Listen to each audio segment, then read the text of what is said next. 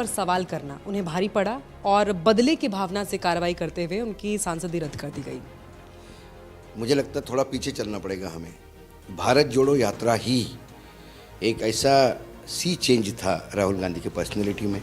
जननायक के रूप में जब राहुल गांधी उभरे तो वो पहला एक बहुत बड़ा सेटबैक था बीजेपी के लिए कि जिन्हें लग रहा था विपक्ष में कोई है ही नहीं, क्योंकि सारे क्षेत्रीय दल थे। जो राष्ट्रीय दल था कांग्रेस, वो नेतृत्वहीन है ऐसा एक इमेज पूरे देश में बनाई जा रही थी। राहुल गांधी ने जो इमेज को ध्वस्त किया और फिर जो आम आदमी के सवाल है उस सवालों के साथ लोग जिस हिसाब से जुड़ते गए, क्योंकि ज़्यादातर बीजेपी की सरकारें ऐसे राज्यों में थी, उस राज्यों में उमड़ती हुई भीड़ जहाँ गाड़ियों के लिए आना मना था, जहाँ बहुत सारी रिस्ट्रिक्शंस थे, बीच में उनके कपड़ों के ऊपर हुआ, फिर उनके कोई बच्चा साथ में चल रहा था उस पर नोटिस इशू हुए। सब कुछ करने के बाद भी राहुल गांधी ने बता दिया वो जनता के बीच में उनकी छवि क्या है और वो जननायक के रूप में उभर सकते हैं। उसके बाद जब हिंडनबर्ग रिपोर्ट पे राहुल बरसे, बोले नहीं बरसे, उससे सत्ता पक्ष बुरी तरह से हिल गया। राहुल जी के सवालों के जवाब इनके पास थे नहीं, तो जब उत्तर दिया तो उस उत्तर में एक ही सवाल का जिक्र नहीं था। कभी इमरजेंसी की बात करते हैं, कभी आज़ादी के पहले की बात करते हैं, कभी चाइना की बात करते हैं, जवाहरलाल नेहरू की बात करते हैं, अडानी की बात करने के लिए कोई तैयार नहीं था। फिर उन्हें लगा कि यदि ये शख्स ऐसा ही बैठा रहा और ऐसा ही आक्रमण करता रहा तो उसके आगे ध्वस्त हो जाएंगे। तो दूसरा एक रास्ता है कि इनको वहाँ से निकाल दीजिए। अब आते हैं हम उस केस पे। करीब करीब आज़ादी के पहले से एक कानून देश में बना हुआ है, अंग्रेज़ों ने बनाया हुआ कानून है। मैक्सिमम उसमें सज़ा 2 साल की है और जब से बना कानून 100-125 साल हो गए, तब से लेकर आज तक सिर्फ 2 व्यक्तियों को, एक आज़ादी के पहले 80 साल पहले किसी को हुआ, उसके बाद राहुल गांधी को, जिसको मैक्सिमम सज़ा दी। राहुल गांधी ने कहा क्या था? राहुल गांधी ने कहा था कि ये फला मोदी ये सब भगोड़े हैं, देश का पैसा लेके गए हैं। ये तो भाजपा भी बोलती है कि ये भगोड़े हैं, पैसा लेके गए हैं। वो तो ये भी बोल रहे थे कि हम पैसा लेके वापस आएंगे, इनको जेल में डालेंगे। तो उन्होंने कहा कि मोदी क्यों होते हैं भाई सारे लोग? तो इस पे एक मोदी आहत हुआ और उसने पूरे मोदी समाज और पूरे ओबीसी को कहा कि गाली दी है। सवाल है कि उन्होंने मोदी को गाली नहीं दी थी, उन्होंने एक कटाक्ष किया था, क्योंकि अक्सर हम कहते हैं कि भाई अरे मेरे पास गांधी होता तो मैं भी कार खरीद लेता। इसका मतलब महात्मा गांधी से नहीं होता। उस नोट के छपे हुए महात्मा गांधी के फोटो को लेके लोग नोट को भी गांधी कहते हैं, तो इसके मायने ये नहीं कि हम गांधी को अपमानित कर रहे हैं। लेकिन जब आपको कटघरे में खड़ाई करना है तो पीलू मोदी ये पारसी है, ये कहाँ से ओबीसी हो गए? सैयद मोदी मुसलमान थे, ये मैं बड़े नाम ले रहा हूँ जो पूरा देश जानता है जिनको। ललित मोदी तो जिनका नाम लिया है उन्होंने, वो तो मारवाड़ी है। फिर किसी भी मोदी को बोला तो नरेंद्र मोदी जी के यहाँ धुआं क्यों उठता है, सवाल ये है। तो उसको लेके जब ये गया तो आपको थोड़ा कोर्ट की क्रोनोलॉजी भी समझनी पड़ेगी। पिटिशनर ने जिसने एफआईआर दर्ज की, केस कोर्ट में रजिस्टर हुआ, उनको लगा कि जो जज साहब है ये थोड़े कानून के हिसाब से चलने वाले हैं, तो उन्होंने हाई कोर्ट को जाके वो केस रुकवाया खुद ही। और जैसे ही अपने बलन के जज आ गए, हाई कोर्ट से जाके केस विड्रॉ किया। केस चलता है, 1 महीने में हियरिंग होती है, नए जज साहब सुनते हैं, उसके बाद उनको तुरंत 2 साल की सज़ा हो जाती है। वो सज़ा होती न होती तुरंत यहाँ मेंबरशिप ख़त्म हो जाती है, बंगला खाली करवाया जाता है और उसके बाद जज साहब का प्रमोशन होता है। इस सीक्वेंस को हम क्या कहें? हम न्यायपालिका पे आरोप नहीं लगाते, लेकिन जब ये सीक्वेंस सामने आती है तो जवाबदेही तो न्यायपालिका की भी बनती है, क्योंकि संविधान का एक बहुत बड़ा स्तंभ है वो। आपने क्रोनोलॉजी का जिक्र किया आपने। टाइमलाइन अगर देखा जाए, जिस रफ्तार के साथ कार्रवाई हुई, उसके बाद सदस्यता रद्द हो जाना, आवास ले लेना, आपको लगता है कि जो सवाल किया या मुद्दा उठाया राहुल गांधी ने अडानी का संसद में, उसी की कीमत वो चुका रहे हैं आज? बिल्कुल अडानी की कीमत चुका रहे हैं, और ये कीमत इसलिए भी चुका रहे हैं क्योंकि उनको लगा कि ये सिर्फ बोलता है तो जनता सुनती है। क्योंकि मैं बार बार कहता हूँ, राहुल गांधी के किसी भी एक्ट को अब हमें भारत जोड़ो यात्रा के साथ जोड़ के देखना होगा। पहले राहुल बोलते तो कोई सीरियसली लेता नहीं था, ऐसा ये लोग कहते थे। अब इनको ये पता पड़ गया है कि राहुल गांधी को आप लाइटली ले नहीं सकते, क्योंकि उनको सुनने वाले, उनको प्यार करने वाले लाखों करोड़ों के तादाद में हैं जो रास्ते पे दिखे हैं। ये मिस कॉल करके मेंबरशिप वाला प्रयास नहीं था, ये लोग प्रैक्टिकली लोग चले हैं, पसीना बहाया है लोगों ने, और लाखों के तादाद में चले हैं, करोड़ों के तादाद में लोगों की भीड़ इकट्ठा होती थी। तो ये उनको लगता है कि अब राहुल कि नहीं तो ये किसी की संज्ञान लेते ही नहीं। आपने कहा कि लोग सीरियसली लेने लगे, अब लाइटली नहीं लिया जा सकता उनके हर एक्शन को, राहुल गांधी के एक्शन को, उनकी बातों को लोग सुन रहे हैं, देख रहे हैं। ये इन्होंने बनाया हुआ परसेप्शन था। जहाँ तक मेरा व्यक्तिगत रूप से सवाल है, आप मेरे पुराने प्रोग्राम भी देखिए, मैं हमेशा कहता था कि राहुल ने ऐसा कौन सा इशू उठाया जो इस देश के सामने समस्या बन के नहीं आया।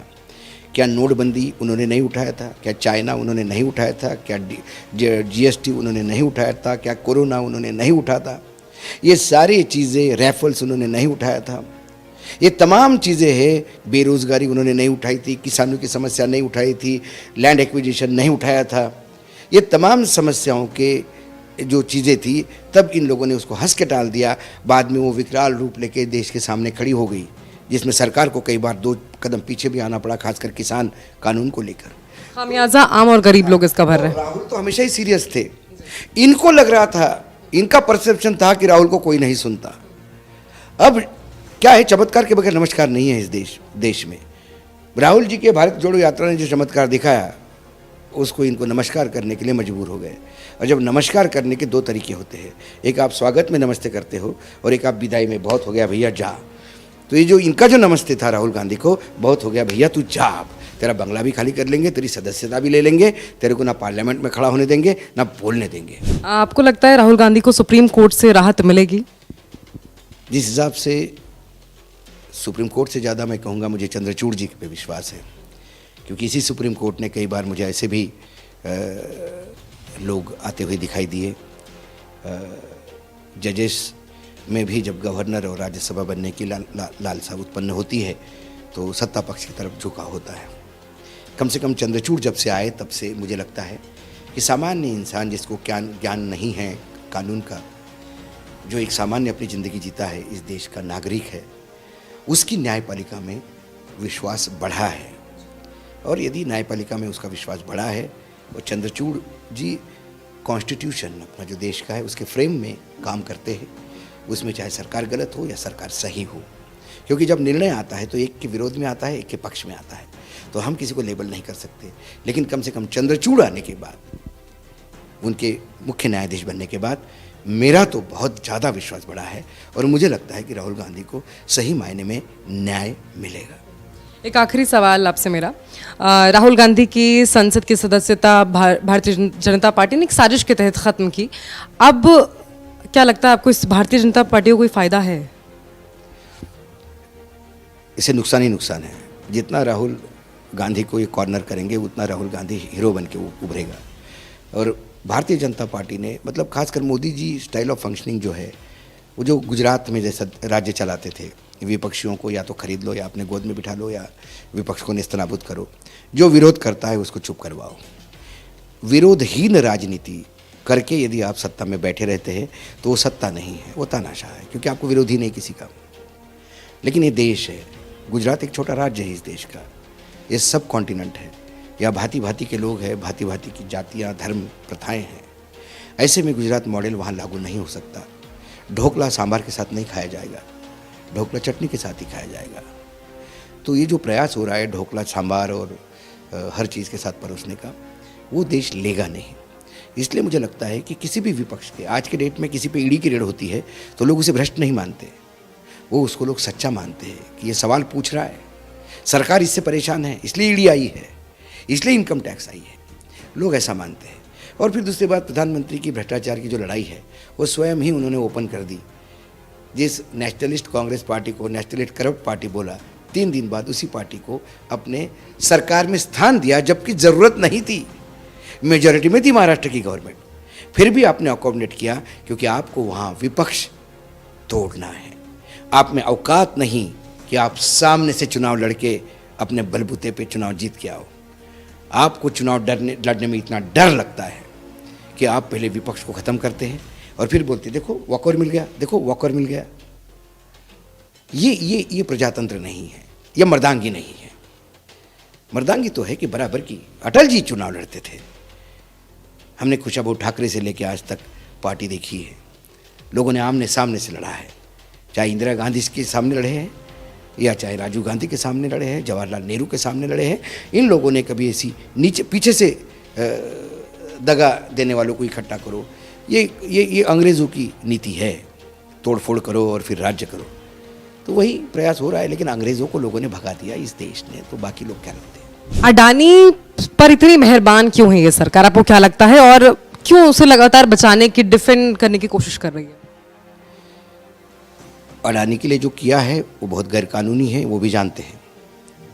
और जब आपने किसी को पाला है तो उसको आप साथ देना आपकी मजबूरी है। ये तो समय बताएगा जब इन्वेस्टिगेशन होगा। अडानी के पास 10 शेल कंपनियों का पैसा है, मेरे हिसाब से करीब करीब 85,000 करोड़ से ज़्यादा का इन्वेस्टमेंट है। उन शेल कंपनियों पे अभी सरकार चुप है, बीएसई चुप है। जब बीएसई जब एनएसई या बीएसई जब बॉम्बे स्टॉक एक्सचेंज इनको क्लीन चिट देती है, वो क्लीन चिट इन्वेस्टमेंट के लिए नहीं होती, वो क्लीन चिट गलत ट्रेडिंग या माल प्रैक्टिसेस के लिए होती है। आपने शेयर बाज़ार में माल प्रैक्टिसेस नहीं की। मैं तो बोलता हूँ कि शेयर बाज़ार में थोड़ा बहुत तो सब करते हैं, मैं उस पर भी नहीं। मेरा आरोप सिर्फ एक है कि जो 10 शेल कंपनियों का पैसा है, जिनके नाम मेरे पास है, जिनका अमाउंट मेरे पास है, उन शेल कंपनियों का बाप कौन है? वो पैसा आतंकी मनी है, चाइना पाकिस्तान का पैसा है, ड्रग मनी है, हवाला मनी है। मैं ये जानना चाहता हूँ। पैसा आने में मुझे प्रॉब्लम नहीं है।